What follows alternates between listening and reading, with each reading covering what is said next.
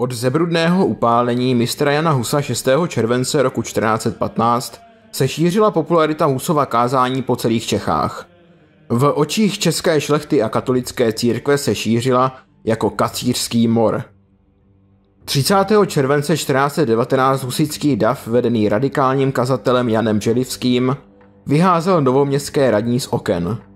Událost známá jako první pražská defenestrace je považována za počátek husitských válek.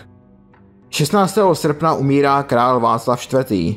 A českou korunu tak dědí Zikmund Lucemburský, který toleranci husitů v plánu neměl. Husité měli 4 základní požadavky, známé jako 4 artikuly pražské. Za prvé přijímání podobojí, za druhé svobodné hlásání slova božího, za třetí zákaz světského panování kněží, za čtvrté potírání smrtelných hříchů, neboli nemožnost splatit vraždu darováním peněz církvi, včetně šlechticů. Ovládnutí Prahy husity umožnilo ozbrojování husitských milic, které se nyní začaly hojně shromážďovat i z venkova. Na to česká šlechta, která zůstala věrna císaři a papeži, zareagovala údery na husitská shromáždění. Takovému střetu došlo u Živohoště, kdy skupina 300 poutníků ze Sezimova Ústí narazila na 1300 jezdců. Poutníci vyslali posly, aby jim bratři přišli na pomoc. Nicméně ubránit se šlechtické jízdě nedokázali a velká část z nich byla zajata. Po krátké době avšak přiběhli husité z celého okolí a jejich počty mohly dosáhnout až 4000. V této situaci se šlechta rozhodla se zajatci raději ujet. Jednalo se o vůbec první bitvu husitských válek.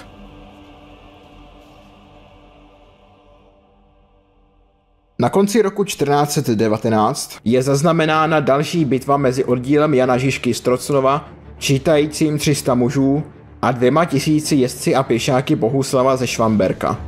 K bitvě došlo 17 km severozápadně od Plzně, poblíž obce Nekmíř. A tak Bohuslav ze Švamberka zaútočil na Žižkův voj s jeho jezdci. Cituji. A tak zaútočil na Žižku s jízdním houfem a myslel, že je všechny na hlavu potře. Bylo to pravděpodobně v tento moment, kdy Jan Žižka poprvé použil vozovou hradbu. Útok Bohuslava skončil nezdarem a se ztrátami raději odjel.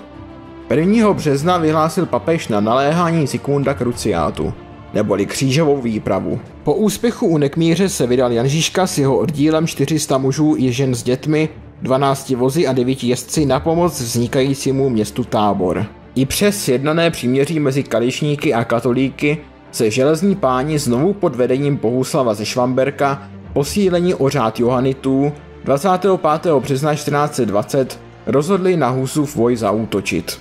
V té době měl oddíl dvojí velení Jana Husa z Trocnova a Břeňka Švihovského z Dolan. Husité zaujali obranné pozice. Levé křídlo chránilo jezero a pravé bojové vozy. Toho se železní páni čítající 1000 až 2000 mužů nezalekli a pyšně znovu vyrazili do útoku a znovu se setkali s palebnou silou husitů. Mnozí jezdci padli ještě než se dostali k vozům. A když se k ním dostali, tak byl boj s koně poměrně marný.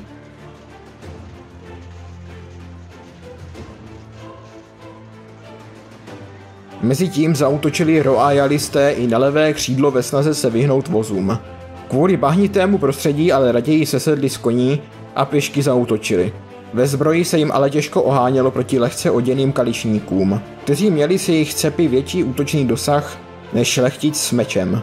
V urputné husitské obraně zemřel i Břeněk Švihovský. Katolíci pokračovali v útočení až do soumraku, kdy Bohuslav ze Švamberka zavelel k ústupu. V bitvě padlo asi 100 husitů a 30 bylo zajato. Na katolické straně bylo asi 500 padlých a zajatých. Zprávy o vítězství husitů dodali morálku celému hnutí, neboť se ukázalo, že i armáda sedláků může porazit šlechtu v lesklé zbroji. V příštím díle husitských válek se podíváme na obléhání Vyšehradu, obrovskou křižáckou armádu vedenou Zikmundem a bitvu na Vítkově.